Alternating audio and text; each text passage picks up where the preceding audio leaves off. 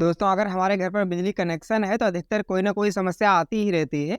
और उसी में एक समस्या है बिल का होल्ड हो जाना। कई बार होता है कि हमारा बिजली बिल होल्ड हो जाता है। तो ऐसे में बात ये आती है कि आखिर हमारा बिल होल्ड होता क्यों है, उसका कारण क्या होता है और हम उससे कैसे बच सकते हैं। तो आज मैं इसी विषय पर बात करने वाला हूँ। आपको पूरी डिटेल में बताऊंगा कि आखिर आपका बिजली बिल जो होल्ड होता है उसका कारण क्या होता है, किस वजह से होल्ड होता है और आप उससे कैसे बच सकते हैं। नमस्कार, मैं हूं आपका दोस्त रामराज। और अगर आप चैनल पर नए हैं तो चैनल को सब्सक्राइब करके बेल आइकन को ऑल पर सेट करके जरूर रखिएगा। इस चैनल पर मैं हमेशा आपके काम की जानकारियां लाता रहता हूं।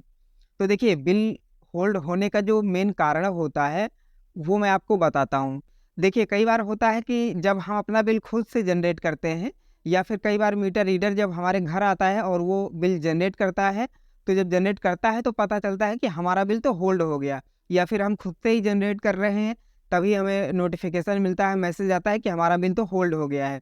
अब हम टेंशन में आ जाते हैं कि आखिर क्या हो गया अचानक से और हमारा बिल होल्ड क्यों हो गया। तो देखिए, उसका एक कारण होता है और वो कहीं न कहीं आप उसे चाहे अपनी गलती कहें या फिर मीटर रीडर की कहें, हालाँकि मीटर रीडर की गलती कम ही कहेंगे, इसे कहीं न कहीं आपकी गलती या फिर लापरवाही कहें तो उचित होगा। क्योंकि मीटर रीडर आया और उसने आपके मीटर पर यूनिट देखा और उस आधार पर उसने बिल जनरेट कर दिया। अब आपका बिल होल्ड हो गया। तो आखिर ऐसे में मीटर रीडर क्या करे? उसको क्या पता कि आपके मीटर पर क्या स्टेटस चल रहा है? इसकी जानकारी रखना तो आपका काम है। तो कहीं न कहीं देखा जाए तो इसमें कुछ गलती आपकी ज़रूर होती है।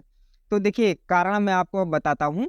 उसका कारण ये होता है कि जब बिल जनरेट होता है तो उसकी एक लिमिट होती है। अभी कुछ दिनों पहले तक 800 यूनिट की थी।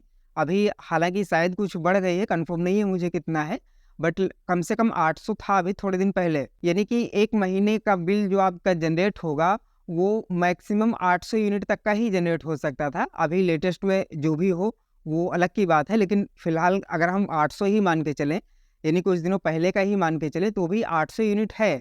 और 800 यूनिट से अगर ज़्यादा का आपका बिल जनरेट हो जाता है, तो ऐसी स्थिति में आपका बिल होल्ड हो जाएगा। तो ये कारण होता है, जब आपका जो लिमिट होती है उससे ज़्यादा यूनिट पड़ जाता है बिल जनरेट होने में, ऐसी स्थिति में आपका बिल होल्ड हो जाता है।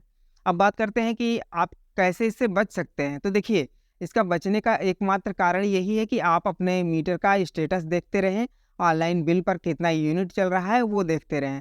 क्योंकि मीटर रीडर हर महीने जब नहीं आता है, कई महीने गैप करके आता है, 4-6 महीने कई बार होता है, साल भर भी हो जाता है तब मीटर रीडर आया। अब चूँकि वो आते नहीं और बिल जनरेट करते रहते हैं, ऐसे में धीरे-धीरे हमारा यूनिट का बैकअप होता रहता है। मान लो बिल कम यूनिट का जनरेट हो रहा है और हम मीटर पर ज़्यादा यूनिट यूज़ कर रहे हैं घर पर, तो ऐसे में धीरे-धीरे हो गया 1000-2000 यूनिट बढ़ गया आपका। मान लें 1 साल मीटर रीडर नहीं आया और आपका 2000 यूनिट बढ़ गया। और जब वो जनरेट करने आया मान लो 1 साल बाद, उसने 2000 प्लस करके जब डाल दिया, तो ज़ाहिर-सी बात है कि आपका बिल होल्ड हो ही जाना है, क्योंकि वो लिमिट से ज़्यादा एक बार में आपका यूनिट हो गया है। तो ऐसे में आपका बिल होल्ड हो जाता है। तो ऐसे में अगर आप चेक करते रहते हैं कि आपका यूनिट कितना चल रहा है मीटर में और ऑनलाइन में, तो आपको मालूम रहेगा कि गैप कितना चल रहा है, 1000 यूनिट का है, 1500 का है, 2000 का है।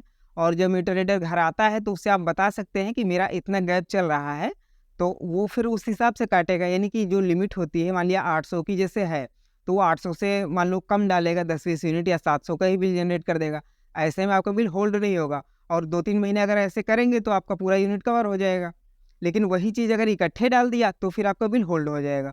तो यही एक कारण होता है और अगर इसकी थोड़ी-सी आप जानकारी रखते हैं, थोड़ा-सा ध्यान रखते हैं, तो आप इस समस्या से बच सकते हैं और आपका बिल होल्ड नहीं होगा। इसलिए आपको हमेशा ध्यान रखना है, आप अपने फ़ोन में यूपीपीसीएल कंज्यूमर ऐप को डाउनलोड करके रखिए, लॉगिन करके रखिए। वहाँ पर आपको पूरे बिल हिस्ट्री मिल जाती है।